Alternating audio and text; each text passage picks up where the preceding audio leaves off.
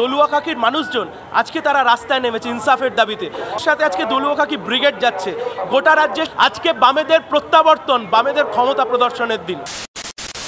আমি এই তোমার যে প্রশ্নটা, আমি এখানে সায়ন রয়েছে, যারা যুবর মধ্যে যারা বলছে যুব নেতা, সেই সায়ন রয়েছে। সায়নকে আমি একবার চলাচল সায়নকে চলে যাবো। সায়ন, একদিকে তৃণমূলের একে অপরের বিরুদ্ধে গোষ্ঠীদ্বন্দ্ব চলছে, বাক্য চলছে, সেখানে আজকে প্রবীণদের ব্রিগেড কোথাও কি একটা গুরুত্বপূর্ণ বার্তা বহন করছে? অবশ্যই তৃণমূলের নবীন প্রবীণ মানে লুটের টাকা কার কাছে থাকবে তার ভাগবাটোয়ারার অসুবিধা হওয়ার জায়গা। বামেদের নবীন প্রবীণ মানে প্রবীণরা নবীনদের ঘাড়ে হাত রেখে বলেছে তোমরা এগিয়ে যাও, যা যা বাধা আসবে সেই বাধা অতিক্রম করো, আমরা তোমার সাথে আছি। আমি তোমাকে একবার বলবো, এই তোমরা বারবার দেখিয়েছো দলুয়া কাকির মানুষজন আজকে তারা রাস্তায় নেমেছে ইনসাফের দাবিতে। তুমি নবীন প্রবীণ সব মিলিয়ে আমরা বলছি, জেদের সাথে দলুয়া কাকি লড়েছে, সেই জেদের সাথে আজকে দলুয়া কাকি ব্রিগেড যাচ্ছে।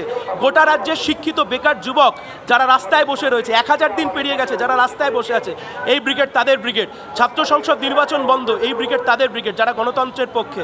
গোটা পশ্চিমবাংলা জুড়ে আজকে বামেদের প্রত্যাবর্তন, বামেদের ক্ষমতা প্রদর্শনের দিন।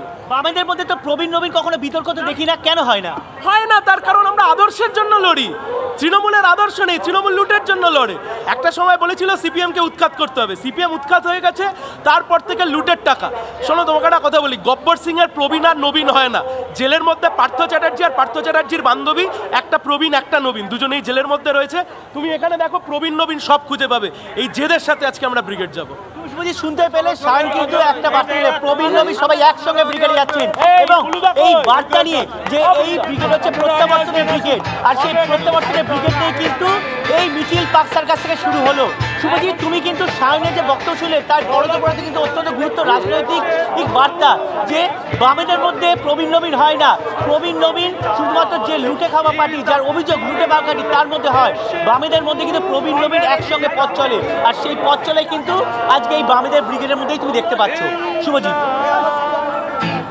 সায়ন, আরেকটা বিষয় একটু জানতে ইচ্ছে করছে। দেখো 50 দিনের ইনসাফ যাত্রা আমরা দেখেছিলাম, সেখানে কোচবিহার থেকে যখন কলতন বিরাক্ষীরা যাত্রা শুরু করেছিলেন, আস্তে আস্তে যখন শহর কলকাতার উদ্দেশ্যে আসছে এই যাত্রা, তখন জঙ্গলমহল বলো বা বিভিন্ন জায়গায় আমরা দেখেছি বহুদিন ধরে যারা পার্টি কর্মীরা ঘরে বসেছিলেন তারাও রাস্তায় নেমে এসেছেন, তারাও এই মিছিলে পা মিলিয়েছেন। তাহলে কি উদ্দেশ্য সফল? এই প্রশ্ন উঠছে। একদমই, দেখো উদ্দেশ্য যে সফল এটি কোনো সন্দেহ নেই। এই মীনাক্ষী মুখোপাধ্যায় সহ বাম যুবরা যখন প্রায় 50 দিনের ওপরে পা মিলিয়ে কোচবিহার থেকে যাত্রা শুরু করেছিলেন, তখন কিন্তু একটাই বিষয় তাদের মাথায় ছিল যে ব্রিগেড সমাবেশকে সফল করতে হবে, প্রত্যাবর্তনের ব্রিগেডকে সফল করতে হবে। আর তুমি দেখতে পাচ্ছ সেই ব্রিগেড কিন্তু সফল, কানায় কানায় প্রায় ভর্তি হয়েছে ব্রিগেডের যে ময়দান, সেই ময়দান কিন্তু কানায় কানায় ভর্তি। ইতিমধ্যে মিছিলও বিভিন্ন জায়গা থেকে আসছে, কিন্তু তারা একটা বার্তা নিয়ে যেতে চাইছেন মানুষের কাছে, যে এই যে তারা তাদের অভিযোগ যেটা করছে, যে এই